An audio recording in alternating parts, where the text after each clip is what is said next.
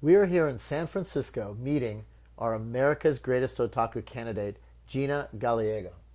Nice to meet you. So what got you into otaku culture? Probably Sailor Moon. It was on TV, and I'd go home and watch it, and I thought it was the greatest thing ever. And of course, Tokyopop started releasing the manga, and it just went crazy. And I started, collecting other titles. And you guys brought Clamp as well, and got really big into that, and starting buying figures and things like that. Then after that, I started working, so I could afford more things. So that escalated to like figures and dolls. So do you consider that you have had an addiction?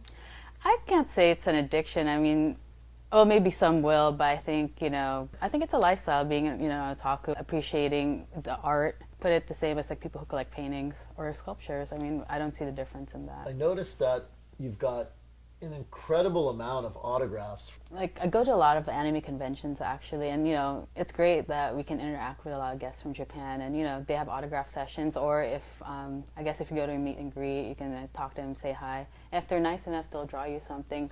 I like getting them because I appreciate it, and I think this is one of the best things you can have if you certainly love a show. So, well, you have Takeuchi Naoko, yeah, right? Of course. Sailor Moon, gotta get that. I mean, it's one of my favorite shows. I have Clamp as well. Oh, you do? Yeah, all four? All four. That's cool. And I guess for Cardcaptor Sakura, that's a script signed by all the main seiyuu.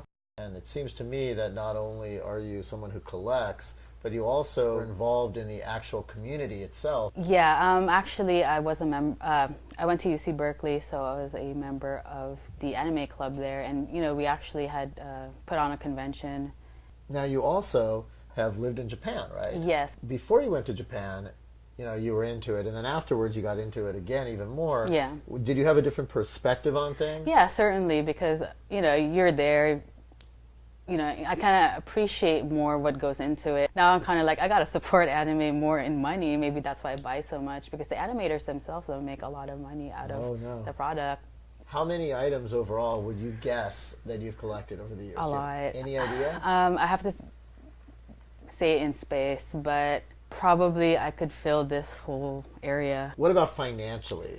If you can't put in a number of items. Could buy a house, probably. You think you could buy a house? Or at least a pretty good down payment, I would say. I mean, I've been collecting since I was 12. That's like 15 years. So it's pretty crazy. On average, I probably spend $1,000 on anime-related stuff. Right. In a month, on average. In a month, on average. Have you ever sold anything that you've bought? Only if I have a double. Because before, I used to just open one and keep one. And I stopped that because I was getting too crazy. You were buying two of everything? Oh my God. What's the most you've ever spent on one item? That's tough. Maybe the dolls for now, because I mean, they're crazy. They're like $1,000. These little dolls here that I love? Yeah. So this doll here, let's just watch I break her. So I don't want to hold her by her head. So she is worth $1,000. No, not her. I think I paid $700. But this one, she's cheap. She's cheaper. And then this one is the more coveted one, I guess. Yes. So that's $1,000. She's the one. Look at this. I have $1,700 worth of dolls sitting on my lap right now. And do the clothes come with the dolls? They do, but they again, their clothes are also limited. So these dolls are probably more well dressed than I am.